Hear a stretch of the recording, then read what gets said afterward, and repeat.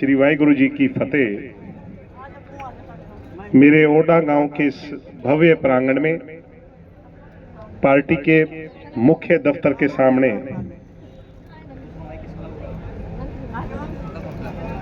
आज मंच पर मंचासीन आपके सुख दुख के हमदर्द, डवाली से पूर्व में विधायिका रही और वर्तमान में बाजड़ा से विधायिका, महिलाओं को 50% आरक्षण पंचायती राज में दिलवाने वाली श्रीमती नैना सिंह चौटाला जी,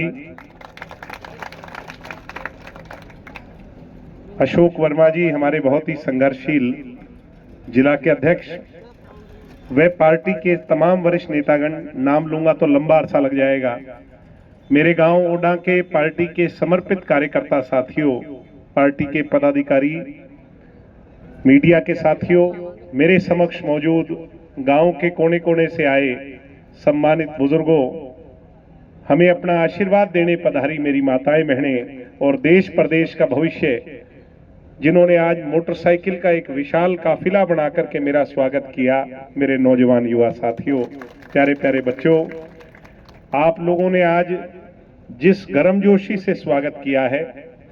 ओडा में कई बार आया हूं और हर बार प्रोग्राम यही होता है, मगर आज आपका जोश और उत्साह देखते ही बनता है। आज बात कुछ अलग है। मैं उसके लिए इतनी गर्मजोशी से जो आपने स्वागत किया, जो स्नेह दिया, जो प्यार बरसाया और मुझ जैसे छोटे से कार्यकर्ता को अपना आशीर्वाद देकर मेरा हौसला बढ़ाया, आप सबका दिल से धन्यवाद। सम्मानित बुजुर्गों, नौजवान दोस्तों, मुझे उस सीट पर चुनाव लड़ने का मौका मिल रहा है जिस सीट पर 2009 में पहली बार जनरल कैटेगरी की सीट होने के बाद आपने मेरे पिता डॉक्टर अजय सिंह चौटाला को बड़ी बहुमत से जिताने कर भेजने का काम किया।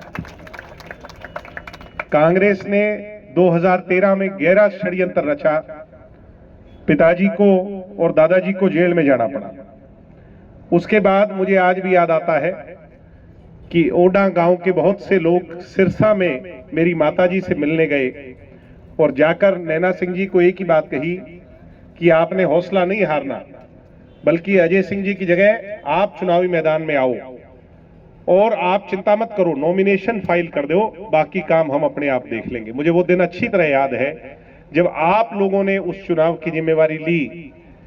मेरी माताजी ने तो चुनाव लड़ा था, मगर असली मायने में अजय सिंह चौटाला बनकर लड़ाई किसी ने लड़ी थी तो वो आप लोगों ने लड़ी थी। मैं आज भी वो दिन याद करता हूं।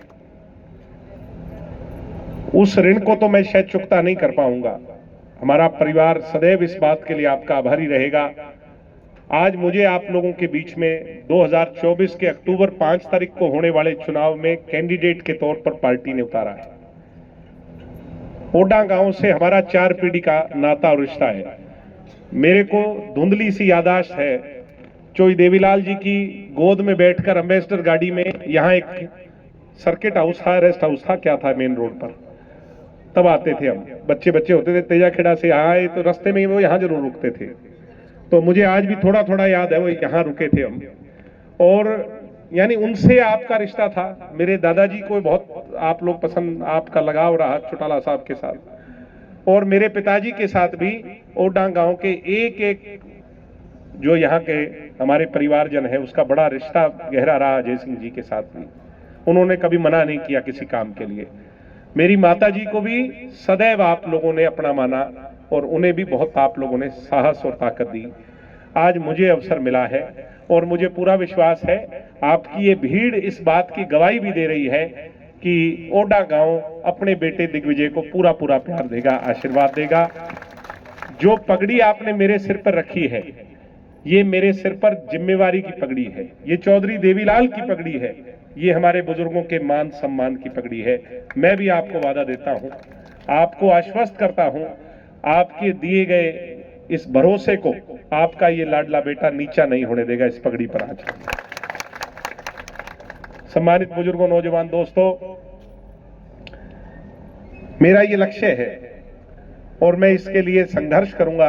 अगर मुझे अवसर मिलेगा तो मैं विधानसभा में पहुंच करके, अगर आप मुझे भेजेंगे तो मैं हर खेत में कैसे पानी लाया जाए, कैसे घग्गर के पानी को खरीफ चैनल्स बना करके हमारे क्षेत्र तक लाया जाए। मेरी सबसे बड़ी लड़ाई यही रहेगी कि किसान का भला कैसा हो, किसान की टेल तक पानी कैसे पहुंचे, किसान के पानी की समस्या को कैसे दूर किया जाए, किसान के खाड़े जो 20-20 साल से 15-15 साल से बने हुए हैं या टूट गए हैं, बद व्यवस्था है, उनको नए सिरे से कैसे बनवाया जाए, इसके लिए मैं लड़ाई लड़ने का काम करूंगा। ये वादा और विश्वास मैं आपको देता हूं। एक अपने इलाके में बैठ जाओगे 2 मिनट, राजपाल जी बैठ जाओ, यहीं बैठ जाओ। अपने इलाके में नशा बहुत फैल गया जी, और नशे ने, ये मेरी माताएं बहनें इतनी दुखी हैं इस नशे वाली बीमारी से कि हम बहुत दुखी हैं। एक खाई गहरी होती जा रही है और उसके खिलाफ एक अयास संस्था हमने खड़ी की थी, जिसके माध्यम से हम कुछ काम कर रहे हैं। यानी जो लोग नशा खुद छोड़ना चाहते हैं और जो लोग पुनर्वास चाहते हैं नशे के पश्चात, हम उनकी मदद कर रहे हैं। उनकी 1000 लोग हैं। ओडा के भी लगभग 50-60 मरीज हमारे पास हैं जो नशा खुद छोड़ना चाहते हैं, और उनका इलाज हमने 3 महीने से चला रखा है। लगभग उनमें बहुत से लोगों को फायदा मिल रहा है। मगर अगर आप मेरे कंधे पर एमएलए का तगमा लगा दोगे तो मैं आपको ये विश्वास देता हूं, जो मैं काम कर रहा हूं वो तो मैं करूंगा ही, बनूं ना बनूं वो अलग बात है। मगर अगर मुझे मौका मिलता है विधायक बनकर के जाने का, तो विधानसभा के माध्यम से और उस एमएलए की ताकत से आप लोगों के साथ मिलकर के इस नशे नामक बीमारी को मूल जड़ से उखाड़ने का काम करूंगा। नशा नहीं रहने दूंगा। और कोई पार्टी का हो, चाहे हमारी पार्टी का हो या किसी और पार्टी का हो, मैं ये बात फिर कह रहा हूं, चाहे हमारी पार्टी का हो या किसी भी पार्टी का हो, नशा बेचने वाला, नशा उसको जो है ना वो करने वाला, मैं यहां छोड़ूंगा नहीं एक भी। मैं ये मेरी माताओं बहनों से वादा है कि नशे नाम की चीज अपन उखाड़ने का काम करेंगे। ठीक है, ऐसे ही सबसे जरूरी जो है वो है एजुकेशन। एजुकेशन के लिए चाहे कुछ भी हो, अभी पीछे मैं कंप्यूटर सेंटर में आया था, वो आए हुए हैं क्या आज? इनके कंप्यूटर सेंटर में गए थे अपन, है भूप जी? हाँ, उनने, आप बैठो बैठो, तो उनने मेरे को कहा जी हम तो भूकावाली से कंप्यूटर सेंटर चलाते हैं, कौशल योजना है इनकी कोई पीएम प्रधानमंत्री की कोई स्किल डेवलपमेंट की, तो उसके अंदर वो चाहिए जी। जो काम असंभव था, मेरी बहनें मुझे मिली उस दिन, काफी सारी लड़कियां थी, उनकी जो मांग थी, मेरा जानकार था उस विभाग के अंदर दिल्ली में, मैंने वो सारी की सारी उनकी मंजूर करा दी और उनके कंप्यूटर्स और सारी डिटेल्स सारी दी। लाइब्रेरी का क्या रहा भाई? लाइब्रेरी का आपने जगह नहीं दी होगी। मैं तो कहा था आपको कि मुझे जगह जगह दे दो, लाइब्रेरी बनवाना मेरा काम है। मैंने 40 गांव के अंदर लाइब्रेरी बनवा दी आप लोगों के सहयोग से, और वो तो टारगेट हम 70 की 70 का पूरा कर लेते, मगर मेरे चाचा अमित सिहाग मानते ही नहीं है। टांग अड़ाड़े बिना उनकी आदत ऐसी हो गई है, जैसे एक आधा वो चुगलखोर होता है ना, तो वो उस तरह की आदत हो गई मेरे चाचा जी की। अब वो इलेक्शन कमीशन को मेरी चुगली कर देते हैं कि ये लाइब्रेरी क्यों बांट रहा है।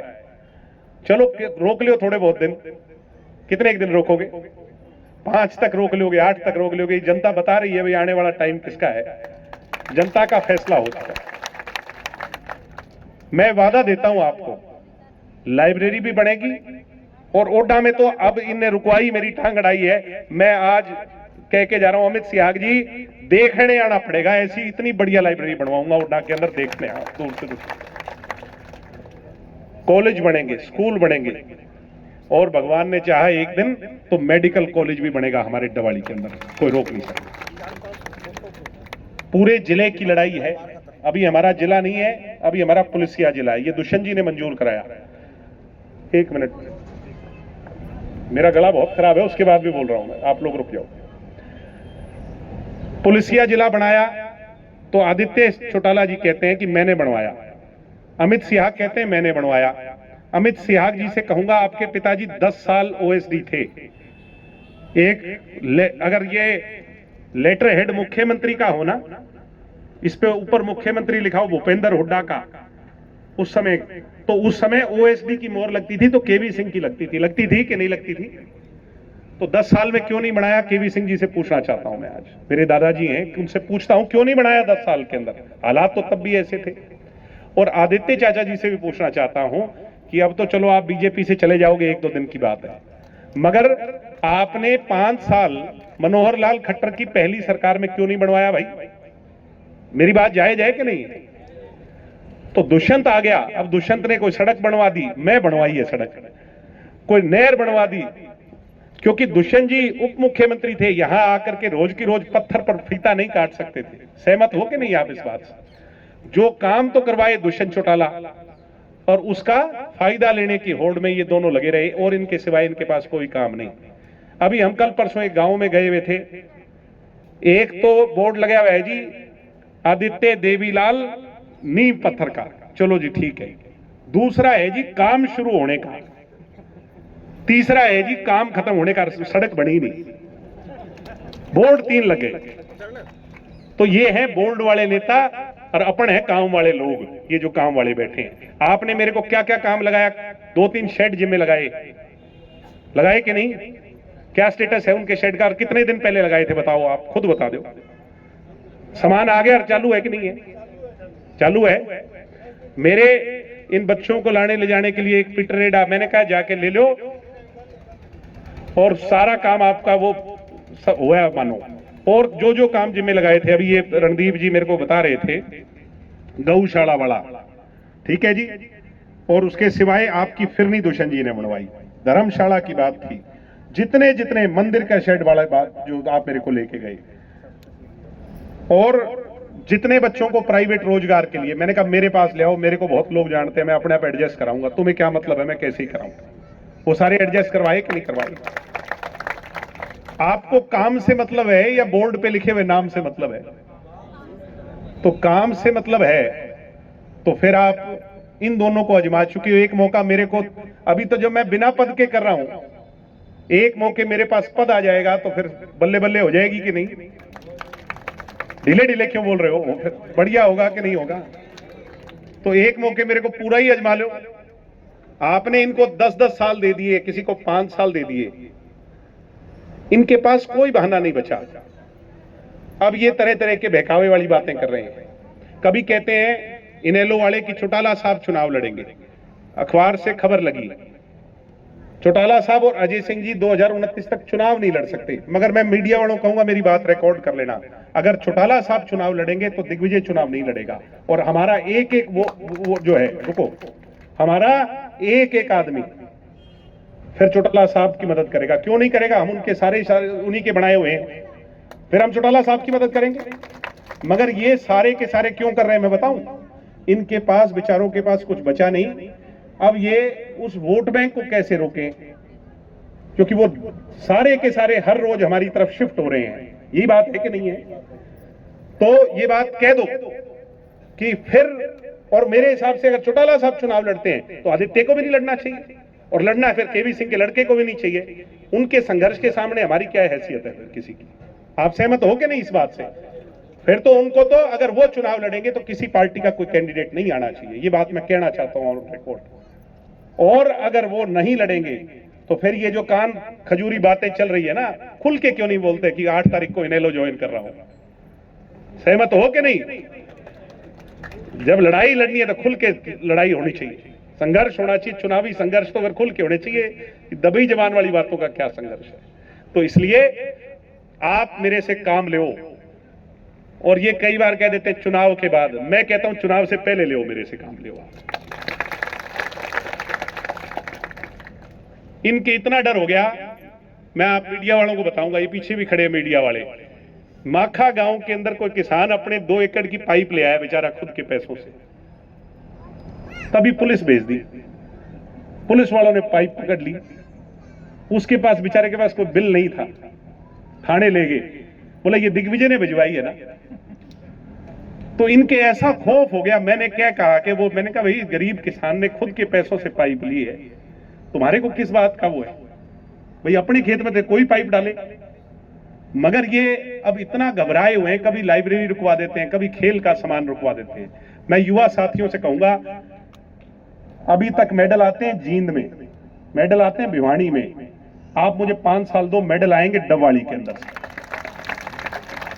क्योंकि काम ऐसा करेंगे, स्टेडियम ऐसे बनाएंगे, बच्चों को आगे ले जाएंगे। हमें बदलाव के लिए काम करना है। डबवाली को नंबर 1 कैसे लेके जाना है, और बोलने में तो मैं वहां छोड़ूंगा नहीं कमी। अगर आप मेरे को भेज दोगे, क्योंकि सारे दिन ये छात्र राजनीति में बोलने वाला ही काम सीखा है। आपको कोई शक है क्या बोलने में मार खा जाऊंगा मैं? तो बस बोलने वाला चाहिए और काम करवाने वाला चाहिए। आपको सारे काम आपके बढ़िया हों। माताओं बहनों के सम्मान में कभी आंच नहीं आने दूंगा, बुजुर्गों की इज्जत में कभी कमी नहीं आने दूंगा, आपकी पगड़ी नीची नहीं होने दूंगा, नौजवानों का काम करूंगा। आप मेरे पर भरोसा करो, और मुझे उम्मीद है आने वाली 5 अक्टूबर को चाबी आप जो है उस पर मशीन पर दबा दबा के यहां से हवा चलाओगे। वो कहते थे लहर चलती है जी महम से, पुरानी बातें हो गई, अब लहर चलेगी यहां से जो है डबवाली से, और तूफान बनेगा। ये चलनी तो शुरू हो ही गई, देख लो हवा ठंडी ठंडी, ठीक है कि नहीं? और किसी भी गरीब आदमी के घर पे अगर छत की बात है, मैं करवाऊंगा जो है ना आप, और इसमें भेदभाव नहीं करेंगे। जो सबसे बड़ी हो रही है, कांग्रेस वाले अगर एमएलए बन गया तो वो अपने वाले दे देते हैं, फार्म इनके मंजूर कर दो जी, नाजायज का हो जाता है, जायज रह जाता है। किसी का मकान की बात है, चाहे किसी गरीब की मदद की बात है, कोई पार्टीबाजी नहीं होगी, जो जायज है उसकी मदद होगी, ये मैं वादा रहा हूं। 36 बिरादरी हर वर्ग को साथ लेकर के चलेंगे। बातें बोलने की बहुत हैं, मगर आगे लेट हो रहे हैं। मैं तो आपके बीच में आता रहूंगा। आज तो हम सुनने आए हैं श्रीमती नैना सिंह चौटाला जी को।